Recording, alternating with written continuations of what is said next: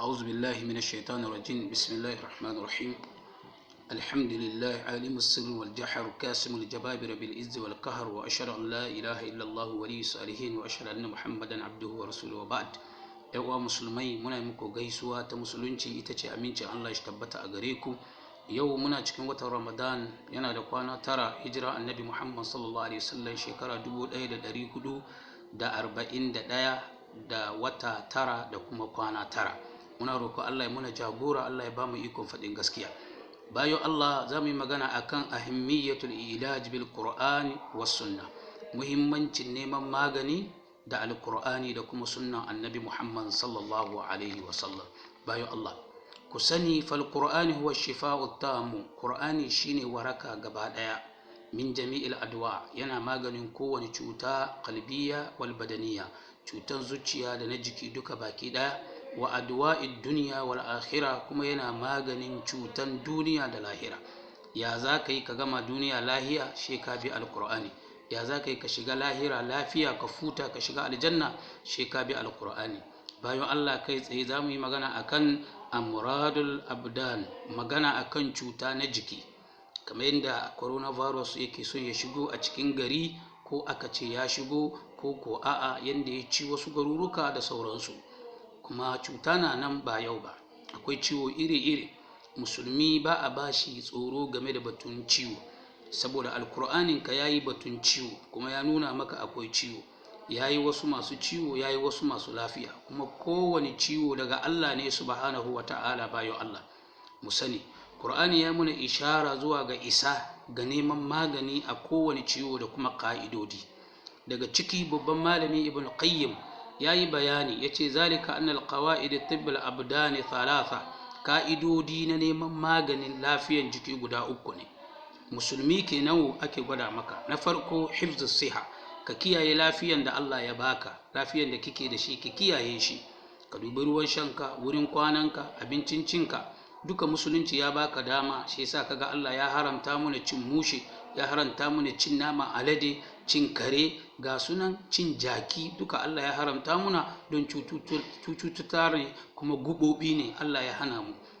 Aka hana mu shan giya da sauransu, da zina, duk abin da ke kawo cuta zaka ga kama addinin musulunci Allah ya hana mu wannan, don mu kiyaye don mu kiyaye lafiyan jikinmu da Allah ya bamu, mu kula da wurin kwananmu da tsafta da komai. Har Allah na cewa kul man harrama zinatallahi allati akhraja li ibadihi wat tayyibati min arrizq kul hiya lil ladina amanu fil hayatid dunya khalisatan yawm al qiyamah kadhalika nufassilu al ayati liqaumin ya'lamun. Allah subhanahu wa ta'ala ya ce wa ya hana kayan ado a ci a sha a more? Allah ya ce bari annabi Muhammad sallallahu alaihi wasallam ka gwada ma duniya muminai ma suke da wannan, su ci mai kyau, su ci halali. Inji Allah subhanahu wa ta'ala, mu kiyaye, mu bi Allah. Allah ya ce muminai shi ma nan tanadi, inji Allah subhanahu wa ta'ala, kuma ranar alkiyama su samu aljanna. Shi sa musulmi Allah ya maka gata, Allah ya maka komai, Allah bai hana ka ba. Shi abinda Allah ya haramta ne. Allah ce kul innama harrama rabbi al-fawahisha ma zahara minha wa ma batana wal ismi wal bagya bi ghairi al-haqq wa an tushriku billahi ma lam yunzil bihi sultana wa an taqulu ala allahi ma la ta'lamun. Allah ya hana mu yi mugun aiki, mu sha giya, mu ci haramu. Allah ya hana, ya haramta mu wa'anga duka. Mu yi tarayya da Allah, mu kirkiro wani abun da Allah bai saukar muna ba, ba mu da dalili, ba mu da hujja, muna bin shi, muna tsoron shi kamar Allah da ya halicce mu. Allah ya hana mu wannan, bayan Allah. To shi yasa a takaice, bayan Allah, alkur'ani ya nuna muna yadda za mu kiyaye gangan jikinmu, sa'annan kuma mala ya gwada muna mu kiyaye hifzus siha, lafiyan jikinmu. Ka ji jikinka yayi nauyi, ka yi wanka. Bawa Allah, bakinka yayi nauyi, ka samu asawaki, inji annabi Muhammad, ka goge. Addini ya kamuna 10 min alfitra da 5 min alfitra. Nana Aisha ta rawaito muna hadisi daga annabi Muhammad sallallahu alaihi wasallam. Abdullahi ibn Abdurrahman ibn Sahr ad-Dawsi, shine Abu Huraira, shi ma ya rawaito muna hadisi daga annabi Muhammad sallallahu alaihi wasallam. 5 min alfitra, sabta guda biyar, shine menene bawa Allah? Wanka kai da kai, ka wanke duk wani gabobinka, inji manzo Allah sallallahu alaihi wasallam. bawa Allah ka yanka gashin bakinka, in ji annabi Muhammad sallallahu alaihi wasallam, ka bar gemunka ka gyara shi, sa'annan kuma ka yanka gashin hammatanka da gashin wato wanda yake na maranka duka saboda sabta. Duka manzo Allah sallallahu alaihi wasallam ya nuna muna wanga. Bawan Allah ka rinka kurkure baki da shaƙa ruwa, kana wanke hannunka da kafafunka a lokacin da mai kai tafiya ka je wurin wasu 'yan uwayenka, za ka haɗu da su, ka karbi ruwa ka wanke hannu, ka kurkure baki, ka shaka ka fece, sannan ka yi mu'amala da su, sannan ka yi magana da su. Wanga duka sabta ne da addinin musulunci ya koya muna guda 10 ya ku bayo Allah. Ka yanka akaifa, ka barbarin akaifanka ya fito kaman akaifa, har wasu ma suna karawa, duk cuta ne.